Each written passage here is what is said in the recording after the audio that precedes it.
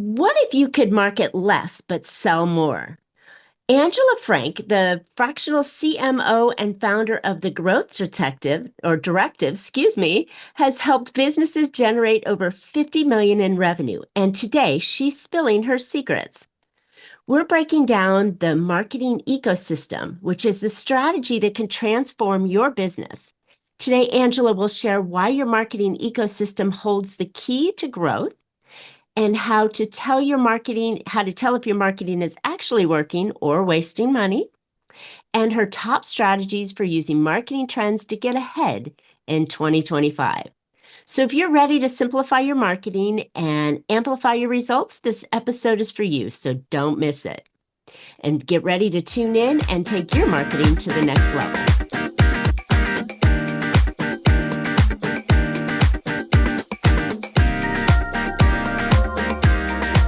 Hey, entrepreneurs, are you ready to boost your profit and grow your business? Well, welcome to Profit with a Plan podcast, where we share ideas to help you scale your company, increase profitability, and set up for a successful exit. I'm your host, Marcia Riner, a business growth strategist and the profit booster behind Infinite Profit. I've helped countless entrepreneurs to build highly profitable and sale-ready businesses. That's more profit now and a bigger payout later on. And by the way, today's episode is sponsored by Infinite Profit, where we don't just talk profit, we deliver it. If you're ready to take your business to the next level, join us at infiniteprofitconsulting.com. But before we start, I've got something special for you. And if you ever felt like you were doing everything right, but just not getting the traction you deserve, well, here's an idea for you. How about customer reviews? They can be your secret weapon to attract new clients and boost trust. That's why I'm excited to share our free growth and marketing audit at profitbooster.biz. And in just one session, we'll show you how to turn those reviews into real growth. So if you're ready to stand out, go visit profitbooster.biz and get started. All right, let's jump into today's episode. Our guest today is Angela Frank. She's a fractional CMO who has generated over 50 million in marketing revenue for her clients. She is the founder of the Growth Directive, a marketing consultancy helping brands create sustainable marketing programs. Her award-winning book, Your Marketing Ecosystem: How Brands Can Market Less and Sell More, helps business owners and founders and corporate leaders to create straightforward and profitable marketing strategies. Angela is also the host of the Growth Pod podcast, where she shares actionable tips to help you build profitable brand that you love. Welcome to Profit with a Plan podcast, Angela. I'm excited to have you on today. Marcia, I'm excited to be here and chatting how you can get greater profits from your marketing. Yay! We love that word profit, right?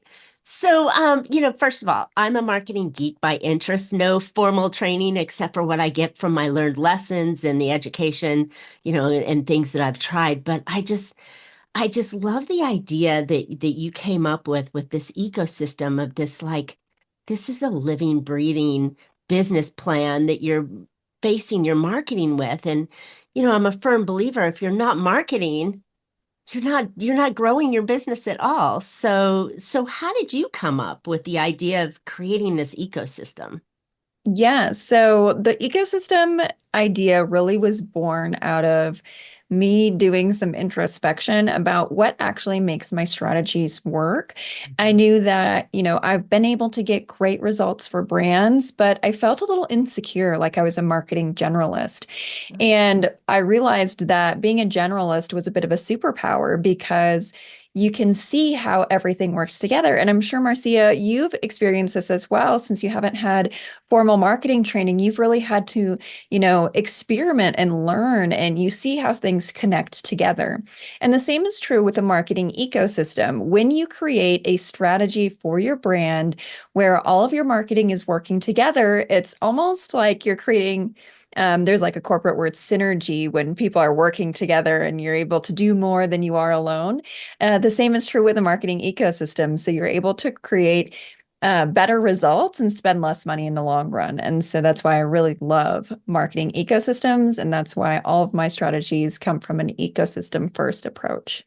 I love it. And it is completely a fresh idea around marketing. I've had, I'm here going 6 years on this show now. So I brought on just a few marketing experts onto the show, but nobody's presented it in a way that says, this is an ecosystem. This is something that is moving and interconnected to the entire business and how you generate the direction you're going. So that's why I love all this. But why do you think the ecosystem actually leads to growth? When you approach your marketing with an ecosystem mindset, you keep more of an open mind and you test and explore a little bit more Mm. than I find founders do when they're like, I want paid ads to work for my brand and I'm going to make them work. And that can become really frustrating. And the truth is, every brand, even if, you have very similar products or services to your competitors, you have a unique brand. And so therefore your marketing strategies are going to be unique to you. It's almost like a fingerprint. And I think that by taking an ecosystem approach, you almost create a growth mindset instead of something that's so frustrating. I know marketing is something that, there's all these tips and tricks. And should I be doing paid advertising? Should I be doing social? Should I be, blogging? It's all overwhelming and very confusing. But when you strip it all back and think about how can I grow this ecosystem, you just frame it a little bit different in your mind. And I find that it's way more helpful for founders and business owners to think about their marketing that way than all of the confusing gobbledygook that's online. My goodness, isn't that the truth? There is so many different avenues that you can, or everybody feels pressured to participate in. Oh, I've got to do free ads, like you said, or I've got to do paid ads, or oh, I've got to do organic, marketing, or, and all these things when the business owner, all they want is more customers. And they go out and they go into this space of marketing and go, what do I do? Do I have to do it all? And some of the marketing agencies and specialists out there say, yeah, you got to do a little bit of everything. And I think your ecosystem model really says, well, how does it represent with me? How does it sit with me? What time, money, resources do I actually have to put out there, right? Right. Yeah, I Okay. always recommend founders start with one organic channel, meaning you're not paying for you to be discovered, and one paid channel if that's something that you're interested in as well. Okay. Each channel will have a natural point where you've taken it as far as it can go. And so once you reach that point, then you can look and expand. And that way, like you said, you're not trying to be everywhere all at once. You're trying to do a few things very well. And maybe you're not sure what organic channel. In that case, you could test a couple, but then pick one and run with it and take it as far as it can go. And my strategies are based on, trying to reduce that overwhelm that founders feel with their marketing and proving that it's actually better for you to do less and do it well than trying to be everywhere. Ugh, that's a breath of fresh air, especially when it comes in the marketing space, because it can be quite expensive to test and dabble and, spread your wings into all these other spots. So when we're looking at our marketing strategies and we're trying to decide which one to stick with or go with, how do we know if it's working or not? The key way is your marketing data. So when I say that, if you're getting a little light bulb saying, I don't know where my marketing data is, that's okay. A lot of brands are in that same spot. So if that's the case, first set up some marketing dashboards. If you're somebody who uses G Suite, you have a Gmail for your brand, you already have a great data analysis tool available to you. It's called Google Looker, and you can get it set up relatively easy. If you're not super techy, you can hire someone on Fiverr to get everything set up for you. And that way you have a single source of truth for your marketing. Mm. If you're somebody who's not in Google and you want a more plug and play approach, I personally love agency analytics. You just connect your account and it can automatically set up all your dashboards and everything, and you can be done in an hour. So that's the first place to start. Once Okay. you have your data established, it'll really tell you what's working and what's not, meaning you'll see where your leads are coming from, how many of those leads are turning into a paying customer, and then going beyond that, what the average order value and average customer lifetime value is by channel. So if you're trying to see what channels are working for you, start with those metrics. The data will tell you where you should be leaning in more and where your strategy may need some adjustment, or maybe it just doesn't make sense for you to play on that marketing channel, and that's fine. Well, that's really good because, I know that people always say data and, they get all scared. Where is it? I don't know what it means. I don't know what looks good, what should be good. And, when we get in with from the business owner side, when we get in with the marketer and they're like, oh, well, that data was good. Let's do another month to test, right? And all this stuff. Now we have a resource that we can kind of look at ourselves and go, yeah, this is good or no, that's bad. Um, is there any kind of data like that on social media? Because, likes and, don't always mean business, right? 100%. And this is the part where it can start to feel overwhelming when you're looking at your data. And social media, might be a great tool for you to engage with your customers and build that relationship before they become actually a customer. So engage with your prospects, and educate them on the front end. So one of Mm. the easy ways you can tell how important social is in your marketing strategy is by using what I like to call a Heidi How, or a how did you hear about us? How did you hear about us survey when someone becomes a customer? Mm. Because maybe somebody, found out they follow you on your social media and they really love the content that you're putting out there. But maybe on your dashboard, it shows they came through an ad or they came through your email. And that's great. That's what's called last touch. That was the last touch that they made with your marketing before they became a customer. But Mm. the Heidi How, when you ask them, how did you hear about us? That tells you what happened before that last touch. So maybe they're like, I found you on TikTok. And that's cue to you that the education piece, even though it wasn't showing up as a last touch, is a valuable part of your marketing strategy. So that's how you can kind of understand a little bit more about how social media is playing into your strategy, since a lot of what's going on there is that education on the front end and not necessarily the final touch that someone makes before they make a purchase. That is so helpful because you know what? It's like you think that, oh, well, it came from Google, so I have to keep paying Google ads. But when in reality, it really came from TikTok or Instagram, right? Or LinkedIn, and they click something else to get there.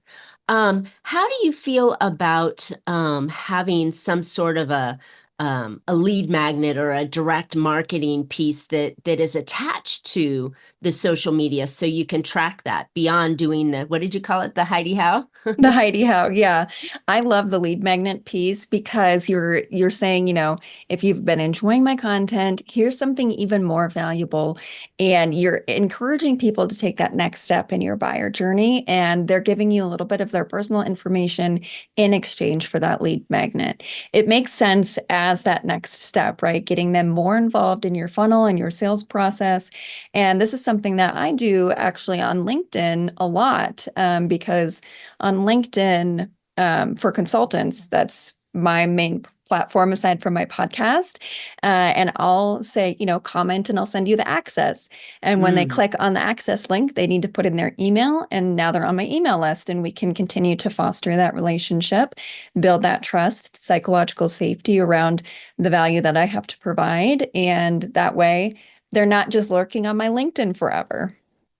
Gosh, this makes total sense. So there's one other piece that I have a question on. Is it still active to have what they call pixels, right? Where there's a little code on wherever you're advertising so you know where they're traveling from? Yes, this is still a common tactic. Or if you're not using a pixel, sometimes brands use UTM parameters, which if you've ever clicked on a link and there's like a whole bunch of like random letters and a big string after the main URL, that's a UTM. It's just tracking where you came from when you clicked on that page.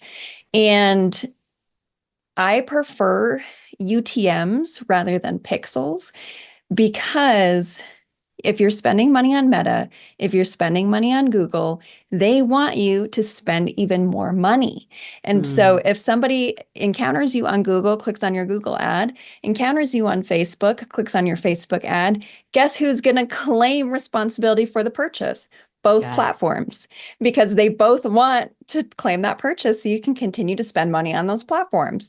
Mm, So using a UTM, the final click or the last touch that they made, if they came from both ads, which one was truly the one where they were ready to check out. And this just gives you a little bit more insight, right? It's important that you were advertising in both places, but your last touch ad, when you're comparing the two, was probably a little bit more compelling, or the landing page you were using had a greater sense of urgency, or some other thing was happening. So that's why I prefer UTMs over the pixel. However, we never want perfect to get in the way of done. So if you're just going to use a pixel, that's fine. Just remember that, if you have 100 purchases at the end of the month, but your pixels are telling you you had 200, it's because they're claiming responsibility for more than one. So just got take it. that pixel data with a grain of salt. Got it. Well, you know what? This is what helps, I think, the audience understand how that data is collected, right? There are behind the scenes little breadcrumbs, I guess, that tell the data center where your leads are coming from. Did they come from that email? Did they go onto your social media? Did they hit your ad? Did they go to your landing page with the lead magnet and download? I mean that tells you whether your marketing is actually working or you're wasting money, right? Yeah, 100%. And I think the important thing here is the more channels you introduce, the more complicated that data becomes. So if you know that you're advertising on Facebook and Google, and so what if they're both claiming that, the purchase that was made came from both platforms? At the end of the day, if you're putting dedicated effort into both and then you stop one of them and your sales go down, well, then that it was because of the change that you made in your advertising strategy. And the more channels that you introduce, the more variables you're introducing into your ecosystem. And so maybe you change something in your paid strategy and your organic strategy and sales dip. Well, now you don't know really what it's from. And so Mm, that's why I always advise brands to take a very methodical approach to not only the channels that they decide to use, but their testing strategy as well, to make sure that you're you're getting as many learnings as possible without muddying the waters. Like at the end of the day, the data that you have will be what empowers you to grow profitably. So making love it. sure that, you're being mindful about that in your marketing is key. Okay, so I had a little bit of anxiety going on here, and maybe the audience did too, going, "Oh my gosh, there's so much to know about marketing." And, I'm just a smaller company. I got three or four people in my company. Do I really, should I be doing this myself? And I have to say, like accounting, I always say never do your own accounting, but this might be something where you need an expert's help doing it and at least setting it up and monitoring it with you, so that way you're not throwing your money out there, because I know so many business owners just like, oh, let's go try this, throw money at it. Ah, it didn't work. Let's go try this over here now, throw money at it. That didn't work, when in reality it could have worked had they had an expert that understood how to set it up properly and manage the data so that you could see if it worked or not. 100%. I think there's two common pitfalls I see brands fall into. One is, we don't need an expert. We're going to figure it out. And I'm going to hire a bunch of interns to run this. Mm, That's dangerous because the interns don't really know what works from a strategic point of view. They're just executing your orders. And so you're going to spend a that's true. lot of money training them, a lot of time, a lot of management effort to make sure that they're executing a good strategy that is something that, as the founder, if you're not really literate in marketing, you might be advising them to go in the wrong direction. And while that's fine, I'm very someone who loves to learn by doing. So I don't want to get in the way of anyone who wants to do that. But if you're looking for a quicker path to growth, bringing in an expert who creates the strategy that then gets given to the interns with training so they know how to expertly execute the one thing that they've been hired to do, that will save you a lot of pain, time, effort, and it'll streamline the entire process. The Love other it. the other thing that I see brands fall into is the ideas founder, someone who's constantly like, oh, we should be doing this, we should be doing that. And I've worked with Girl. many of these founders. And so the thing that I provide that's the most valuable to those founders is directing the effort. I love that idea. We have actually, your strategic goal is over here, though. So what we're going to do is, take this idea, but we're going to bring it into a channel that we're already playing in instead of trying to launch all these new channels. Mm. And I know that you want to move to this new thing, but we actually need to make sure that we're testing this one a little bit longer because we've already spent a lot of time, effort, and money to get it up and running. And we want to make sure that we're giving that as much, you know, energy to make it successful as possible. And so, in that way, the founder has a lot of ideas and they're very creative and strategic, but they have a very short attention span. So, making sure that the money that's already been spent on marketing is being given its time to run its course and be successful is key. So, if you're if you're hearing that one of those two things is really applicable to your situation, I just advise you to take a step back, take a breath, and either make a plan to create a strategy for those interns or lower level marketers, or make sure you have somebody that you are running ideas through before they're being executed. That will be key to your success and your profitable growth. You hit on a couple of things here that I think are really important for the business owner to understand that marketing takes time, right? You can't get if you think about a big aircraft carrier, they can't turn on a dime, right? And marketing takes time to get moving, to get awareness. And if I remember correctly, it's somewhere up around 20 visual appearances that need to be seen by the potential prospect before they even recognize they're seeing it, right? So that's a lot of time and effort to get things, as you said, in motion first before it starts to pay out. How do we shortcut that? So, data will be your shortcut and a strategic testing plan. Mm, So, when I say strategic testing plan, yeah. sounds more complicated than it is. All you're going to do is say, okay, let's take email for an example. My email open rates are very low. So, what you're going to do is you're going to test only your subject line until you find a winning subject line. Then you're going to say, okay, I want to increase the number of people who click through on that email and actually visit my website.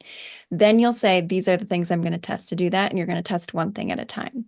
And when you do that, you're creating super targeted learning and you're making sure that you're spending all of your effort in the right place. And so, email is an example, but the same thing for paid ads. If you want a shortcut to growth, just be intentional about what you're doing. Don't just say, well, I'm going to run an ad with 50 different background colors and we'll see if people like purple or green better. What you're going to do instead is test your copy, test like different lengths of copy. Meta, for example, is great for this because you can do multiple at a time. But making sure that you're just doing your copy and then you're doing your ads and then you're doing your call to action and you're doing one thing at a time because Mm. then you know what's working. And if something's working in your email subject lines, well, it's possible that it's going to work also in your paid ads. And so when you do one thing at a time and you get those learnings, you're actually going to have that shortcut to growth. But doesn't that mean a lot of money and time on the business owner side to learn something? I mean, should we not expect the marketing expert to have a little bit of a head start on the what works and what doesn't work side? in In a theory? perfect world, yes. And this is really where working with someone like a fractional CMO is super valuable because Mm, if you're relying on your agency, if you're relying on a marketing manager, or even your marketing director to do this, chances are your internal team, just like you, has a lot going on. And so testing isn't going to be top of mind. Where your agency, it's not a priority at all because they're just trying to do the bare minimum to keep your income coming in month mm, over month for them. They're just going to do whatever they think they can get by with. That's the absolute bare minimum to keep your business. mm. So when you bring in that strategic partner, they are going to be the one that you can rely on for that testing, learning, and insights. They're able to sit down with each member of your team and say, what do you think that the opportunities are and how are we going to get there? And that key piece is really valuable in a marketing team and just your marketing strategy in general. And then that way you don't have to manage it all yourself.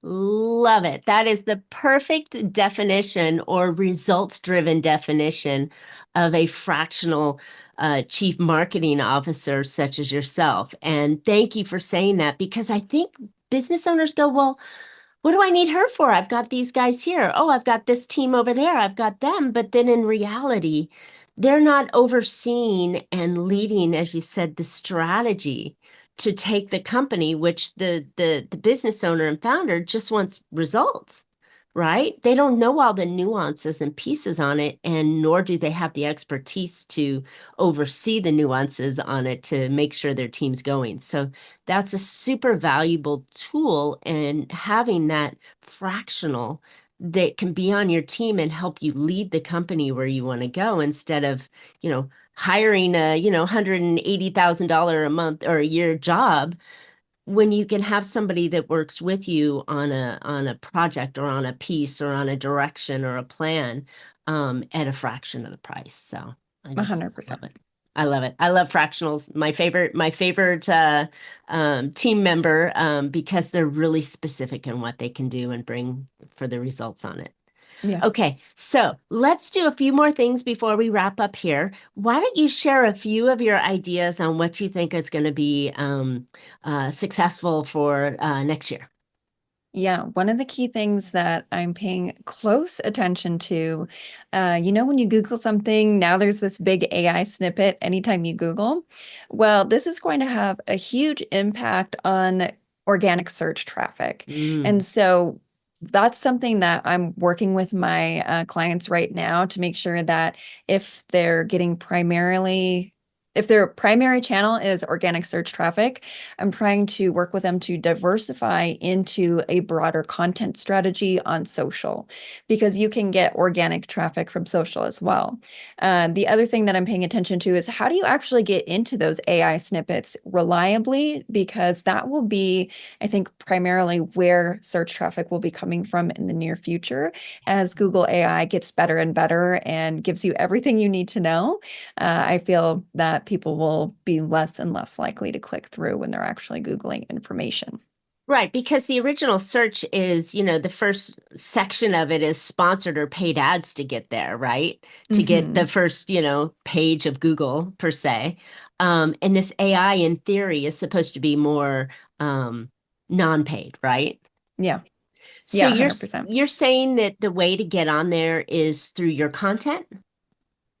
So for the snippets, yes, there will be very specific types of content to create, but instead, I think it's going to be a much more valuable time and effort to promote your brand on social media Hmm. if you are reliant on search traffic. So trying to make sure that, you're really spending time creating content for social media and getting traffic to your website that way will be key in 2025 and beyond. Interesting. Okay, so a whole nother reason why we have to activate on social media, which is crazy. I thought we were trying to, make it easier, but it's not. So we have to be active on social media. So now the AI can pick it up. So interesting. Okay. So beyond AI, what else? What else? One more tidbit on what's trending. The other thing that's trending is founder led growth for thought leadership. So we're seeing more and more founders being the face of their brand, even if Mhm. it's a product-based brand, and just trying to educate people in their niche online. And we're seeing a lot more of that. There's actually even entire content agencies that are being created because as a founder, you're so busy. How are you going to now be the face behind your brand if that's not your job? Right? So we're seeing that more and more often, and we're seeing businesses spring up to support that as well. Wow, how exciting. Okay. So, I think that I'm happy to hear. I think that the trickery has gone away out of marketing, and as we evolve through digital marketing, there's no big huge banner ads or pop-ups that tear you down a hole that you never wanted to go down onto. So it's nice that real honest content, and if you're really passionate about your company and your brand and the offerings that you have, it sounds like content's the key to really bringing that out in ways of value that you can get that organic without having a dancing video or throw ice on your head or whatever the next challenge is that you need to do to get awareness. Because gosh, it's overwhelming. It definitely can be. But if you're feeling overwhelmed, really just take a step back, look at that data, and that data will tell you where you should lean in and areas that you can totally cut without losing out on business. And that is a huge win all in itself because now you have less to do. Ah, love it. Or better yet, you hire people that can do it for you in the right manner. That's always my favorite. Not that we have, money to burn and throw away all the time, but I think that this is a valuable way of really truly growing your company, putting the effort forth in the right direction, which is marketing. Marketing is brand awareness and product awareness and being there enough times in your client or your customers buyer journey that they recognize you and consider you in their short list of desired companies that they want to work with. And I think that this is truly important and don't take it by chance, right? Yeah, 100%. Mm, Getting that valuable partner to help with your marketing will save you a lot of headache in the short and long run. love it, love it. All right. Well, thank you, Angela. And thanks, guys, for listening today. I hope you got some valuable ideas and insights that will help your business be more profitable this year. And I know that looking at your marketing in a way that is like her tag, right? The ecosystem in your business. And if you can work this in a right way, I know you're going to get the visibility you wanted. You're going to get to that short list with those ideal customers that you want in your company. And I think this is what, it's a really, really, really important part of your business and your business model is marketing and having the right person on it. All right, as I mentioned earlier, oh, wait a minute, Angela, where can listeners find out more about you? Oh my gosh, I just totally jumped around all that. Where can they find out more about you and your book? Yeah, so what we talked about today, is the topic of my book, Your Marketing Ecosystem.